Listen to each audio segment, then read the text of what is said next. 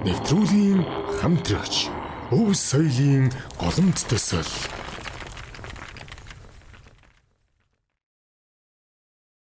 Эрхэм хүндэт үзэгчдийнхаа энэ өдрийн амар амгаланг айлтхан мэдчилье.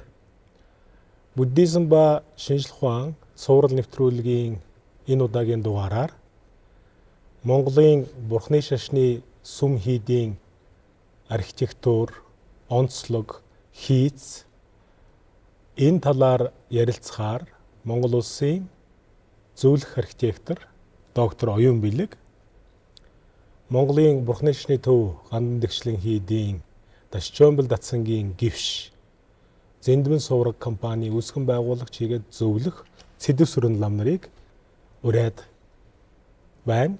Бид нэр энэ удаадаа бол уламжлалт буддийн мэдлэг ухааны үүднээс уралхуй ухаан түүн дотроо сүм хийд, шүтээний сүм дугны талаар мөн энэ дугн хийц барилга байгууламжийн онцлогийг уламжлалт талаасаа мөн орчин үеийн техникийн шинжлэх ухаан, ялангуяа архитектурын шинжлэх ухаан талаасаа ярилцахаар хоёр зочныгоо урин оролцуулж байна. Эхний асуултыг би доктор Оюун Бэлэг багшид тавья. Монголын сүм хийдийн архитектурыг ер нь хэдэн оноос эхэлж шинжлэх ухааны үүднээс нь судлаа. Ямар шинэлэг, онцлог зүйлүүд гарч ирсэн бэ?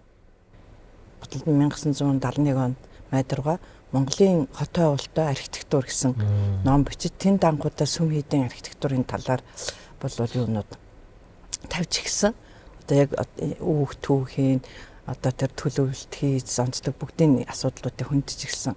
Монголын талаас ер нь бол сүм хийдийн талаар ингээд дурдсан юм бол 1887 онд Пажневын бичсэн ном байдаг шүү дээ.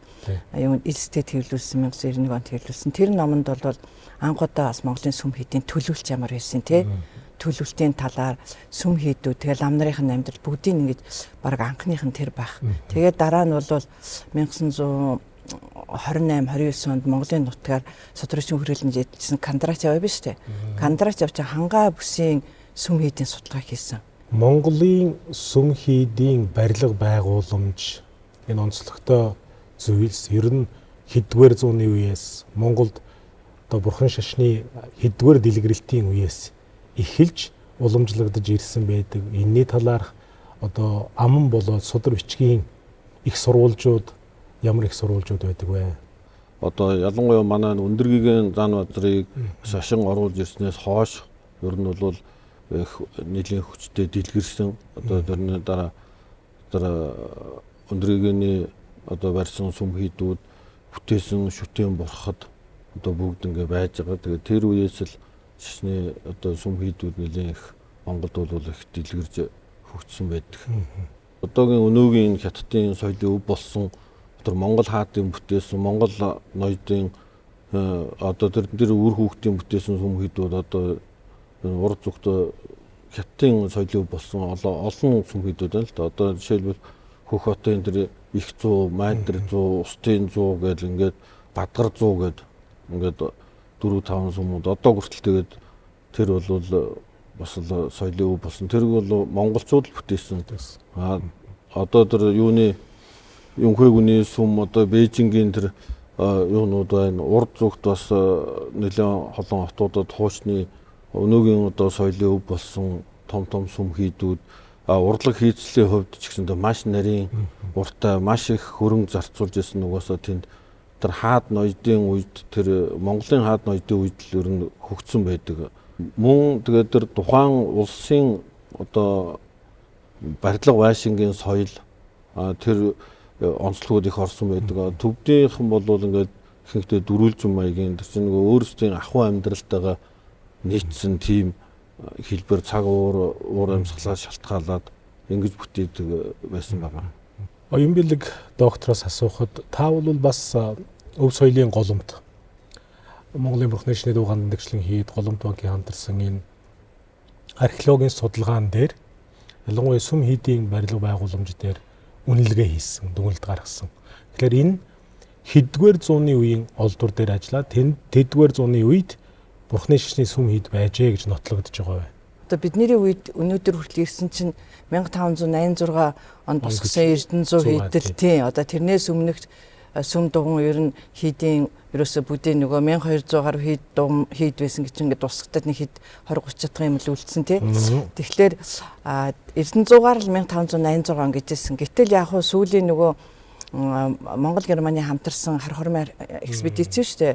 99 оноос 2009 он хүртэл тэр чинь нөгөө цогтөг сүм гэж Монголын нийслэл хар хором хотод цогтөг сүм гэж байжээ гэдэг чинь өмнө цогтөг сүмийн өмнө одоо баг яс тэмлэхний нуруунд дээр исэн бичгээс яг энд бол 1346 Тогон Төмөр хааны үед сэргээн босгоод тэгээ тэр сэргээс нэг тэр чинь бүр 1256 онд баригдсан мөнх хааны үед баригдсан сүм баггүй юу. Тэгэхээр тэр сүм байсан байна гэд нэлээд урагшлуулчлаа шүү дээ тий 1256 онд бариад 58 онд дуусаад тэгээ бүр муутчихаар нь Тогон Төмөр хааны үед 1346 сэргээн засварлаад тэр чинь 300 чи буюу бүр 90 м тийм том одоо том сүм байжээ бүдийн сүм яг бүддэх бүр тэгээд тэрийг яг сэргээн засварсныхаа тэмдэг болгоод тэр бичиг төшөө босгосон тий ясна суурь нь одоо байгаа гэжсэн. Гэтэл одоо 22 оноос одоо 25 оны хооронд Голомт банкны одоо дэмжлэг одоо Голомт банкны санхүүжилтээр археологийн хүрээлэн Гандангийн соёл эрдэм соёлын хүрээлэн ингээд хамтарсан өв соёлын голомт гэдэг төслийг хэрэгжүүлсэн. За тэр төсөл бол 22 онд би 22 23 онд тэр эхлээд бид нар чинь тойрол ангийн ордон гэл нэг туулын юг тэгжсэн шүү дээ. Тэгээд тэрийг ингээд тэрэн дээр очсон нэг 2 3 онд тэгээд ер нь бол одоо барилга байшингийн үлдэгдэл цайц энэ чинь заавал архитектур археологийн судалгаа хийх хэрэгтэй байхгүй юу.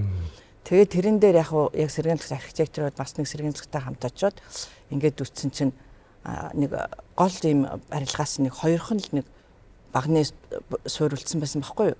Тэгээ бид нэр ингээд тооцоолоод за ингээд ер нь барилга чинь нэг тэнхэлгүүд нь тодорхой одоо багнуудын хоорондох зай тэнхэлгүүд нь тодорхой болох юм бол тэр барилгын ямар хийцтэй байсан хэдэн давхар байсан гэдэг бүх юм тодорхой болно. Тэгээ 8 багны суурийг гаргаад тэгээд хажуудлын хоёр ингээд урдлын хасар хаалга гэд бүгдийг гаргаад энэ бол 16 дугаар зууны үеийн юм байхгүй юу. За тэгсэн чинь дараа нөгөө Харгуул хааны балгас дээр бас ингээд нүүр баар нь аюуш бурхантай нүүр баар гарлаа. Тэгэхээр энэ нэг сүм байсан юм шиг байна. Та яагаад гэгээд дараа жил бид нар 24 онд Харгуул балгас дээр ажилласан нэг дөрөв. Тэгээд тэнцэнээс ингээд бас тэнхлийн мэлгийн тооцоо бас тэр барилгыг одоо 36 багантай өндөрөөсөө нэг 15 м тийм одоо сүмийн гол сүм байжээ гэдгийг одоо зургийг гаргасан. Тэгтэл чин дараа нь ахаад нөгөө юун дээр ингээд толгой дээр нөгөө нэг бурхны хөшөөд гэдэг тэрний дээр нэг хоёр бас барилгын суурь олцсон. Тэр бол энэ юунууд болохоор Харгуул хаан болных бол тэр гол сүм нь. Тэгээ бүр олон сүмүүдтэй бүхэл бүтэн хийдсэн байгаа байхгүй юу.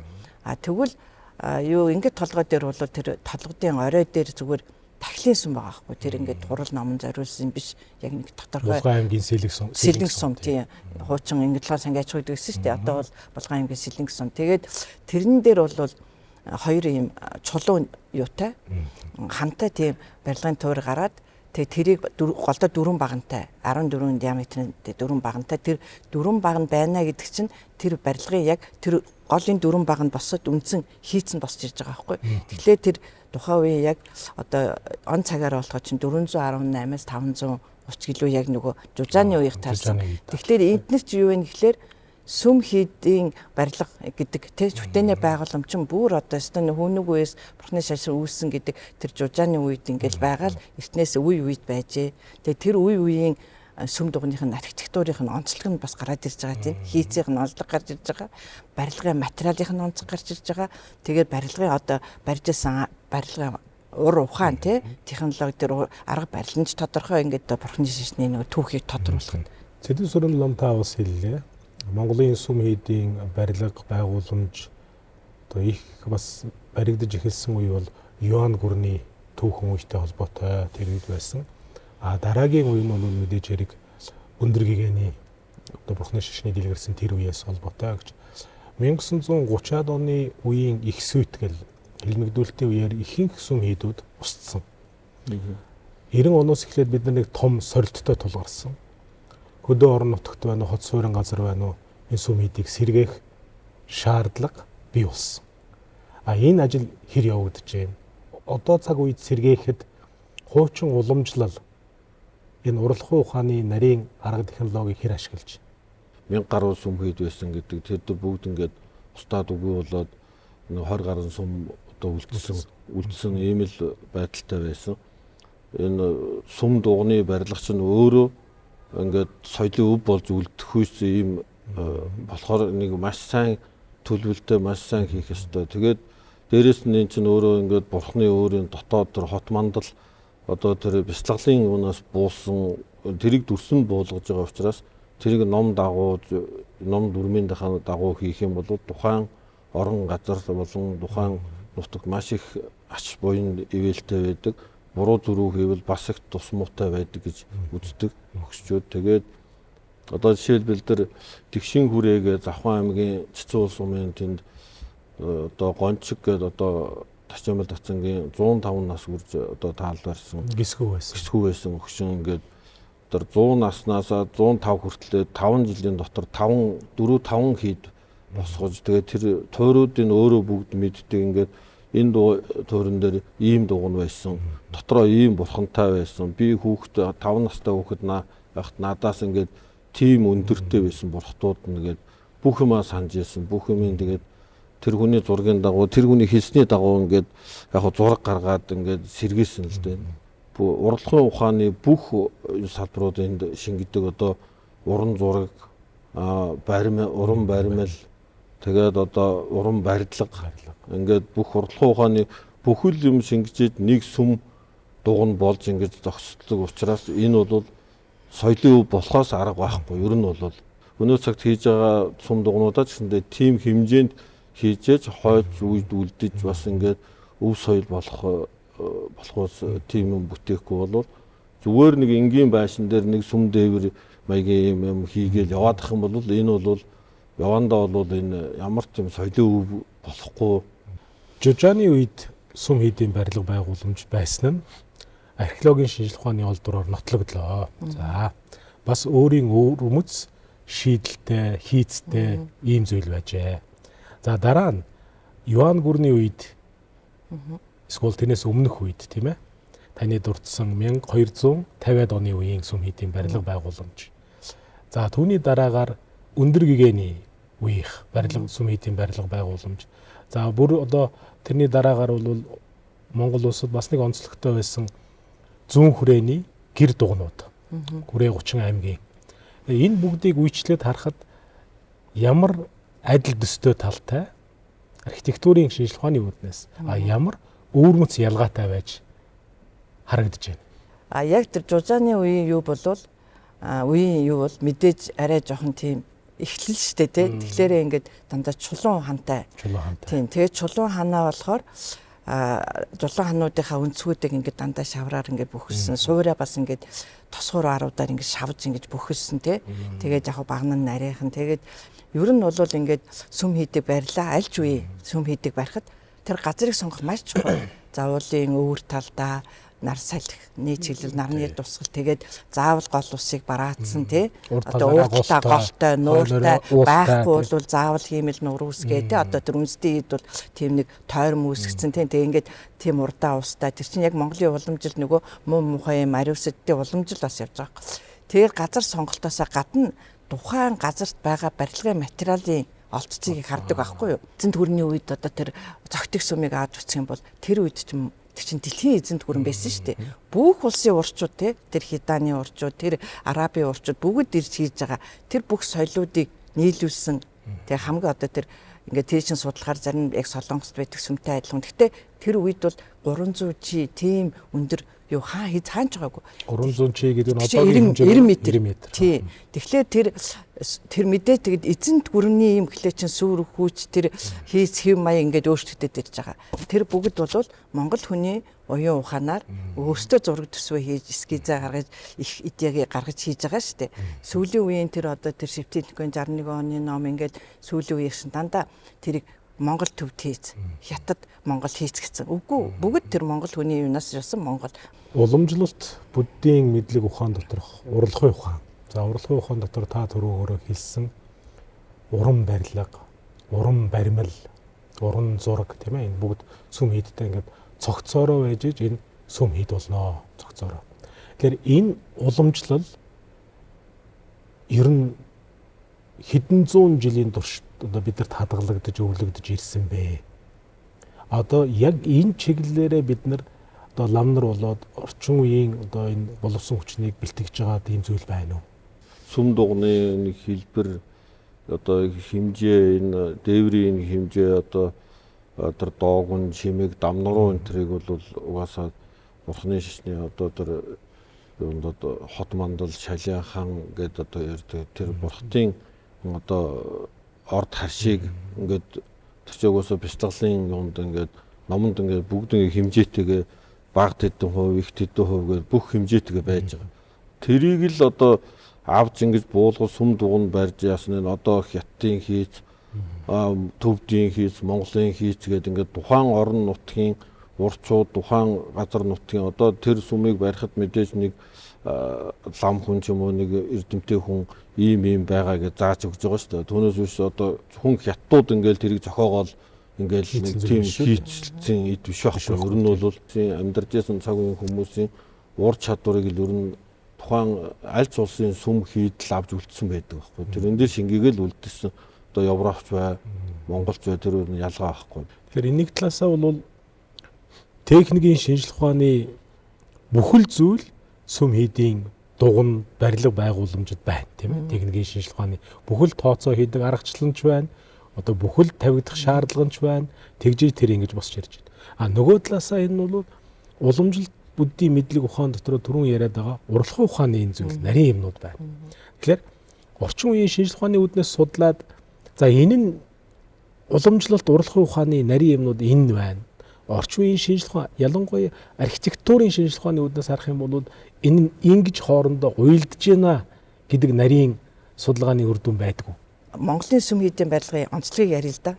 За онцлог нь юу вэ гэхээр төлөвлөлтийн хувьд нэг ийм эзэл хүн бүхэл орон зайг төлөвлөдөг байхгүй юу? Жандараасгийн жишээ аваад үзье. Жандараасгийн дугуйн. Жандараасгийн дугуйн. За жандараасгийн голын хоёр баг нь бол ерөөсөө манай энэ гол онцлог одоо сүм эзэл энэ орон зай бол бүхэл бүтэн нэг цул орон зайг үүсгэж төлөвлөдөг. Голын дөрвөн баг нь 23 м. Ерөөсөө залгаагүй нэг юугаар хийсэн. За бурхан маань өөрөө 25.6 дээдлийн нөгөө нэг балкон юм цонх байгаа шүү дээ. Тэрийг онгойлоход бол яг дитмийн нөгөө энэ дээр Бадмаргны гэрэлтэй нэг харагддаг. Тэгээ майдрын дугуйн ч гэсэн тэр гэрээ хаалгыг онгойлоход майдрын дугуйны дитм харагддаг гэсэн гэж байгаа байхгүй юу. Тэгэхээр энэ бол инженерийн тооцоо шүү дээ тий. Энэ одоо дөрвөн баган хэдийн даацтай байх уу тэр хоорондох зайна 11 м-ийн дамнуунуудаар ингээд зангидаад тэр ганц залгаагүй ингээд гаднаас нь хахад 3 давхар 4 давхар байсан шиг орохоор нэг бүхэл бүтэн орон зай. Тэр углуургууд яагаад одоо энэ чинь одоо ингээд манай Чожин ламын сүм энэ чинь одоо ингээд юунууд ингээд тооцоо хийчихэл одоо газар хөдлөлт эсвэргүй энэ төр гаргаад байгаа байхгүй юу. Гэтэл энэ чинь маань өөрөө тэр углуурга зангиллаа гэж маш нарийн юм байна. Тэр бүгд ингээд тогтсон юм чинь ямар ч газар хөдлөлтөд тэр уян холбоож ингээд пар гэдэг ингээд одоо тоосон барилга шиг унчихгүй тийм тэр одоо нэг онцлог чинь тэр углуурга нь байна. Углуурга зангилаанууд байна. Тэр нүүдэлчин монголчуудын хоц суурьны үндэс нь өөрөө сүм хийд, орон хийд хүрээ байжээ. Тийм. Яг хот айлаас ахуулаад тэгээд Чингисийн хүрээ, одоо Чингисийн өөрхийн шар орд хүрээ, тэгээд цаашаа ингээд сүм хүйдүүдийн хүрээ, одоо зүүн хүрээ гандан хойч нь тусдаа боловч нэг захиргаатай, тийм нэг захиргаатай нэг юу байсан шүү дээ, тийм. Тэгэхээр эн чинь бол яг тэр одоо яг тэгээд тэр хүрээ төлөвлөлтийг 1954 онд Улаанбаатар хотын анхны ерөнхий төлөвлөгөө хийхэд яг тэр хүрээ төлөвлөлтөөр хийсэн. Яг засгийн газрын ордноос урагшаа Чожил ламын сүмэл тэглэн тэгэл цэнгэлдэх ингээл богд өөртөл нээлттэй. Тэгээ яг тэгэл ордно. Тэгээд яг хуу 2020 онд шинжилгээд тэргээрэлсэн. Тэгээ сүүлийн үед нөгөө зах зээл жилээр 90 оноос хойш бол нөгөө төлөвлөсөн ерөнхий төлөвлөгөөний энд тийм юм барина гэдгийг чинь ингээд ерөнхий төлөвлөгөөнд тусгацсан ба шүү. Тэрний дагуу барилгүй тэрэнд нь өөр газар өгөөд ингээд замбрааг болцсон болохоос биш нөгөө яг л хүрээ төлөвлөлт зарчим яг л тийм л хот байсан л. Тэгэхээр уламжлалаараа эртний одоо лам хуургууд, уран улсууд сүм хийдийг барихтаа за нэгдүгээр тэр бүх нарийн инженерийн тооцоололтоо судар номыг харж ижээ. За хоёрдугаарт нь мэдээж хэрэг тэрийг бас нарийн дамжиж ирсэн уламжлалт арга технологи байсан байгаа. Тухайн газрын онцлогтой байсан байгаа. За гуравдугаарт энд бас нэг нарийн зүйл ажиглагдаж бид нар хэлэх дурдах ёстой нэг зүйл бол энэ маш нарийн мэдрэмж ялангуяа бясалгалын үед энийг тооцож бясалгах тийм ээ. Энэ нь одоо үед бас уламжлагдаж ирж чадсан уу? Энэ одоо бол мэдээж одоо эрдэмтэй лам нар их төрж ийн Монголд одоо энэ төвдийн том татсан хийдүүдэд хамгийн өндөр цол хамгаалж байгаа лам нар нэлээх ба шүү дээ. Эдгээр бүгд судалж мэдлсэн байгаа гэж бодож байна би тэр. Тэр бол сүм хийдэд ингээ ороод харахад тэр одоо бид нар ингээ харахад одоо өн дам нуруу ингээл нэг ийм юунууд л харагдаад байгаа шүү дээ. Зүгээр ингийн хүмүүс харахад нэг модон хийслүүд энэ болгон өөрийн биеийг ингээд одоо хоосон чанарыг бясалгахад маш их тустай одоо тэр нурууд одоо өөрийн биеийн дээр ер нь бол бурхан чинь аль болох нь бүх юм дотор байна л гэдэг байгаа шүү дээ. Тэгэхээр энэ одоо тэр нуруунууд чинь хавирган гэсэг тэр өннүүд нуруу болохоор тэр гол нуруу судсан гэсэг гэж ингэж бясалгах бас бясалгалууд байна. Тэр ер нь тэр маягаар л хоосон чанар бясалгахын тухайд л ер нь сүм хийд тэр юунуудыг ер нь бүтээсэн байдаг байхгүй ер нь.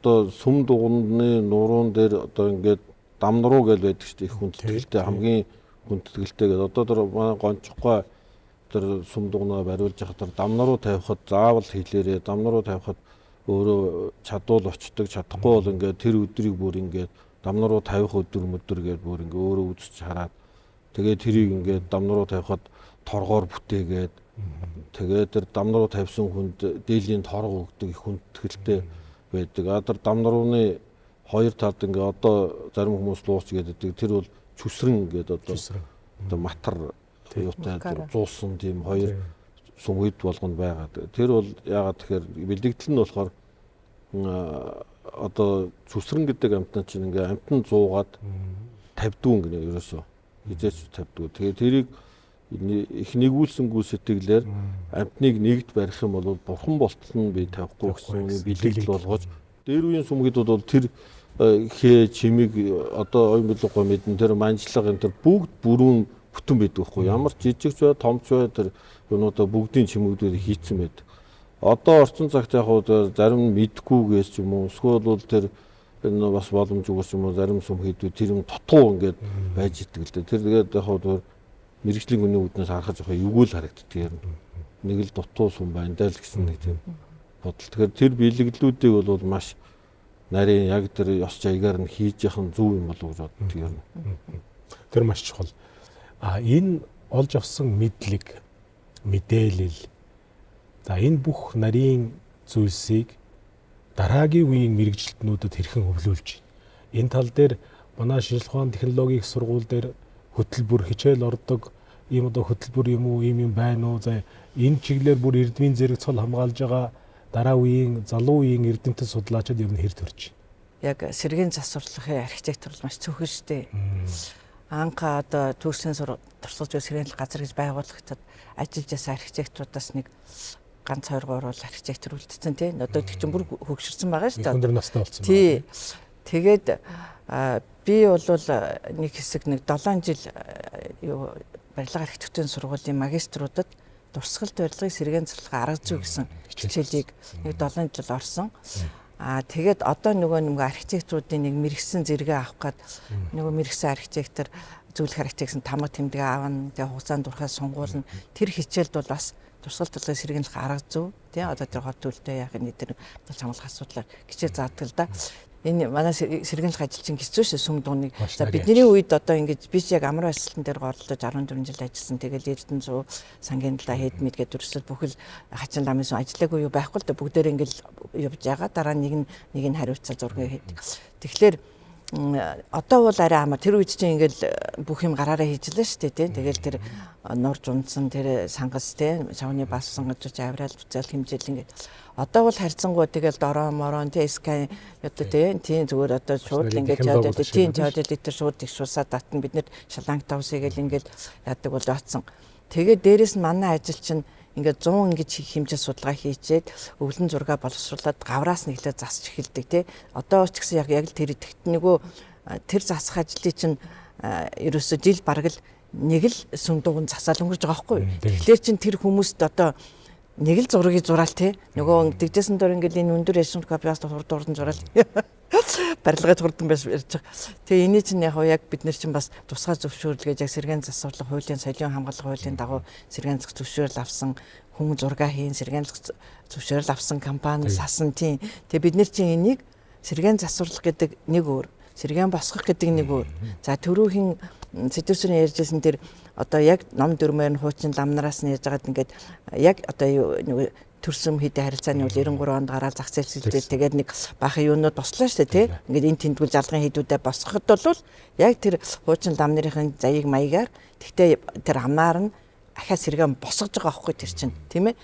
Бидний сэргэн засварлах гэдэг нь болохоор яг археологийн болон одоо их сурвалжийн баримт нотлогоогоор яг ийм байсан юм а гэдэг нь батлагдсан юун дээр яг анхныхын төрхөөр сэргэн босдог одоо чинь Эрдэнэ зүг, Амар Эсгэлэн тэр Брэвэнтэй богч цаажин гэж бүгд л нөгөө яг сэргэн засварлах ажил хийж байгаа. Тэгэхээр энэ сэргэн ажил чинь маш олон мэргэжлийн хүмүүс орж нэг баг болж ажилладаг байхгүй юу. Зөвхөн орчин үеийн барилга бол нэг архитектор зураг хийлээ хариуцаа даавтар хийн тэгээд бариуллаа. Сэргэн ажилд чинь урлаг судлаач, тэр урчууд тэр баримл хийдэг, тэр сэлбэр хийдэг, тэр гоё өнгө будгаа тавьж байгаа бүх урчууд орно. Тэгээ дээрээс нь энэ чинь археологч нар орно. Бид нэр оор орчинд нь өөр ямар дугуйн барилга байж уу гэж байна тий. Тэгээд инженер ингээл конструктор. Тэгээд тэр архитектор нь өөрөө тэр олон хүмүүсийг яг менежер баг удирдах ажлыг хийж байгаа байхгүй нэг гол архитектор маань. Тэгэхээр түрүүний хэлсэн манай нэг сүм хийдийн барилгын нэг онцлогч нь тэр түрүүний нэг зангилаа хилээд өнгөрчлөө, төлөвлөлтийг хилээд өнгөрчлөө. Өнгө будаг чимэглэл гэж маш гоё юм байдаг. Нарийн байдаг байхгүй. Тэр өнгө будаг чинь бүр тэгээд дараа нь түрүүний хин материалын нэг галт урд нь л дандаа нөгөө эрдэс будгаар одоо Эрдэнэ зүг тий Амар Эсгэлэнтийг 98 онд Польшийн лаборатори шинжилсэн, дараа нь 10 онд Японы лаборатори шинжилсэн. Бүр анхных нь дүүжин таацсанаас нэг иймхэн 3 мм ерөөсөн нэг сайн чүрхгүй дээж аваа шинжилэх чинь дандаа эрдэс чулуун будгаар хийсэн. Тэгэхээр яг тэр л материалаар нь хийх ёстой тий. Тэгэхгүй химийн гаралтай одоо тэгэл улаан ягаан болцдог ингээл нэг жил болоод ганцдаг тийм юмар хийж болохгүй. Яг л одоо уламжлалт технологиор нь уламжлалт материалаар нь тэр өнгө будаг тэр одоо энэ юмны одоо ялангуяа манай чойжин ламын сүм бол тэр тоосгон дээр сийлсэн сийлбэр маш их гэжтэй. Тэ ханманд нь тэгээ тэр ингээд бүх одоо тэр түрүү хийсэн тэр барилаф тий товоолгож хийсэн өндөргийн нөгөө 16 найд өндөргийн сүмд чинь тэр бүгдээ чинь тэр урлагийн хүмүүс тэр сэргээн засвар тэргээр мэрэгцсэн урлаач нар л тхийг бэлтгэх барилгын нэг хүн өөр барин тий. Тэгээд дотор хурлын бүх чимэглэл тэр бүгд бэлэгдэлтэй бүгд учиртай тэр дээр тавьсан нэг үсэг нэг зураас бүгд л бэлэгдэл учиртай. Түрүүний тэр хилээд байгаа матар гэдэг чинь бол нөгөө диагонал яг сэрвэлгэж байгаа диагонал энэ өнцгийн 4 лууны үзүүлэлт нь тэр матар манайхан мэдгүй луул гэдэг байгаа. Тий ингээд андашгүй матар нь ингээд үзүүн ингээд хийтэй ингээд хошуу нэрэгцэн байгаа. Луу нь болохоор шал өөр шүү дээ. Амаа ангаас юутай. Дамнуурч айгүй олон янз байгаа. Дагуу дамнуруу хөндлөн дамнуруу гэж энэ чинь дээш нь тулханд ингээд дамнуурууд бүх багнууд ч холбосон. Яг ноён нурууг тавихад яг тэр ёслол хийж гол юма хийдэг. Эрдэнэ зүгийн гол сүмийн ноён нуруунд дээр чинь яг 1586-ад тийм 8 хүн босгон мосуу гэсэн хятад Монгол бичээстэй.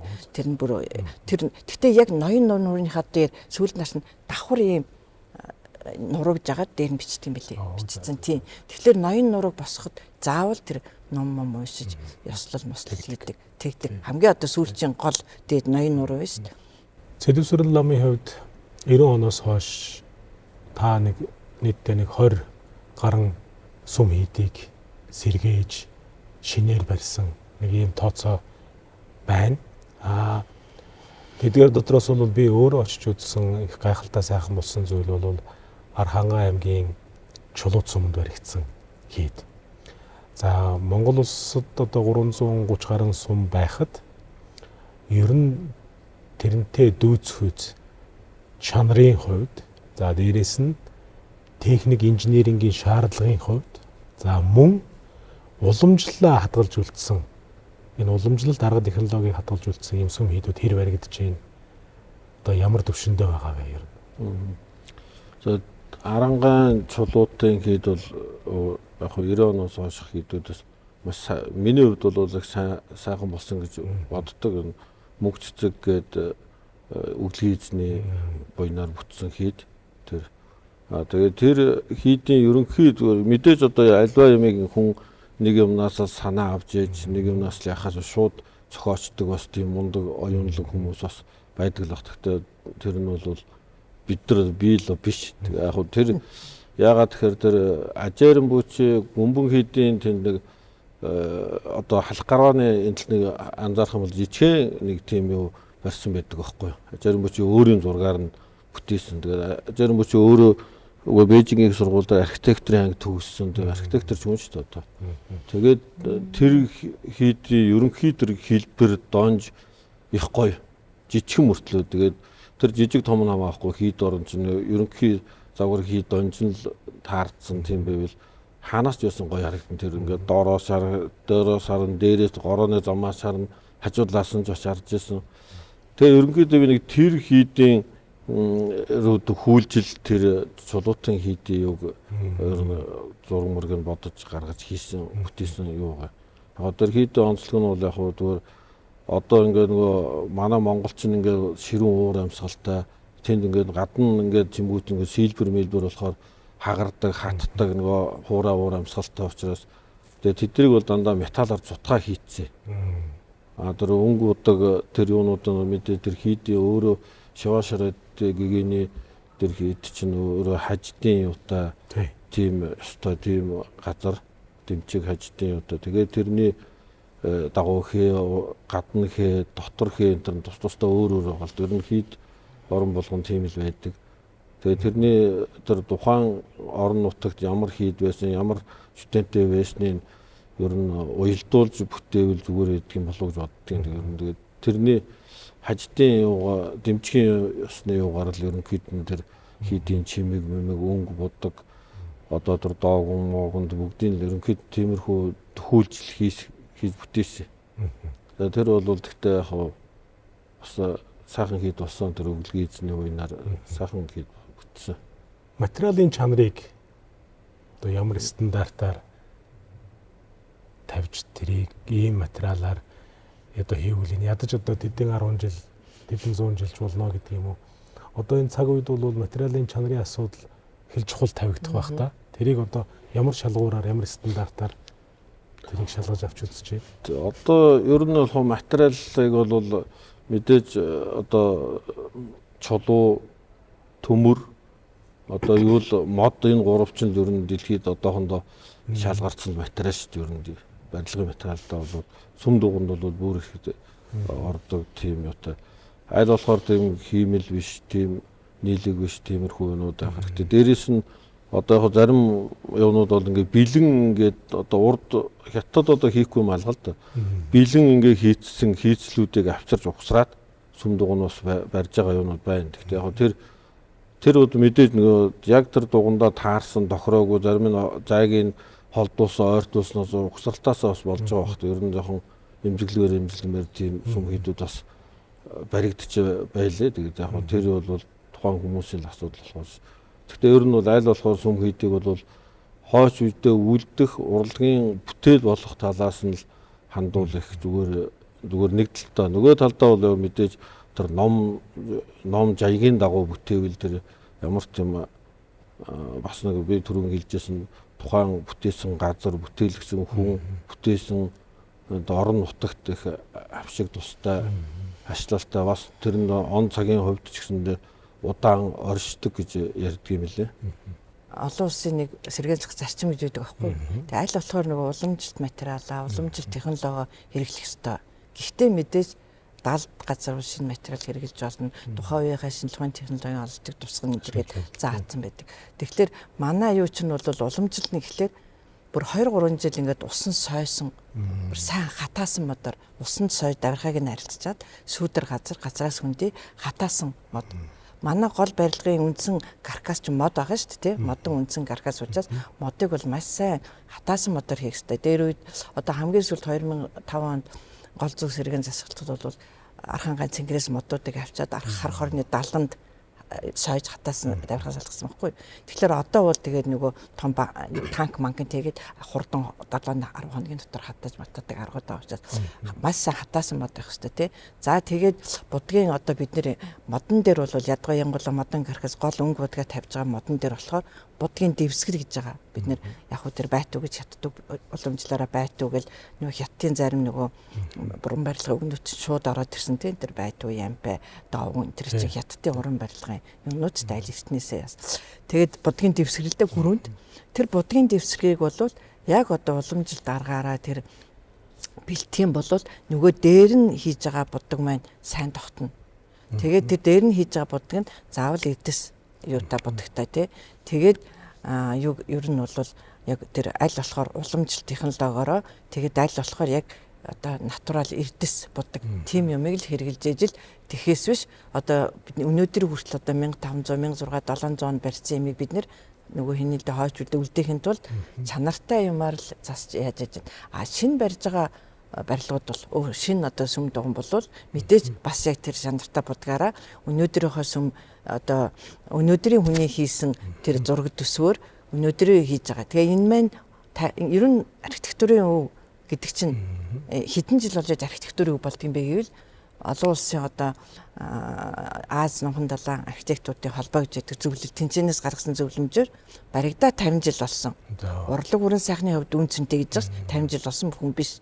Тэгэхээр чин одоо Сэдэв сүрэнгуйн барьж байгаа одоо энэ сүм дугнууд чинь 50 жилийн дараа энэ 19-р 100 20-р зууны чинь төлөөлсөн өв болоо тойж үйд минь үлдэх хэрэгтэй байхгүй. Тэгэхээр яг тэр заяг тий яг тэр заяг номоор нь тэгээд яг одооныхоо гоё урлал бүх материал гоё ингээд урлаад хийсэн юм чинь биднэрт одоо нөгөө үлдсэн 19-р зуунад үед барьсан сүүлийн үеэр барьсан сүмүүд чинь өдөө өв гэж одоо адилхан одоо 21-20-р зуунд 50 жил болоод тэр чинь өв болох байхгүй юу. Чанартайсаа хийчихвэл буддизм ба шинжлэх ухаан цуврал нэвтрүүлгийн энэ дугаараар бид нар уламжилт буддийн мэдлэг ухаан дотроо урлагын ухаан нөгөө талаас орчин үеийн техникийн шинжлэх ухаан дотроо архитектурын ухааны талаар харилцсан ярилцлаа. Ялангуяа бид нар Монголын Бурхны шашны сүм хийдийн барилга байгууламж үүний архитектурын онцлог эдгээр нарийн зүйлийг ярилцлаа. Энэ удаагийн нэвтрүүлэгт бид нар Монголын Бурхны шашны төв гандан дэгшлийн хийдийн Дашчоомбол Датсангийн гивш манай Сэдэв Сүрэнлам Монгол улсын зөвлөх архитектор доктор Оюун Бэлэг нарыг оролцууллаа. Та бүхэнд баярлалаа. Дараагийн нэвтрүүлгээр иргэн уулзцгаая. Нэвтрүүлгийн хамтрагч Өв соёлын голомт төсөл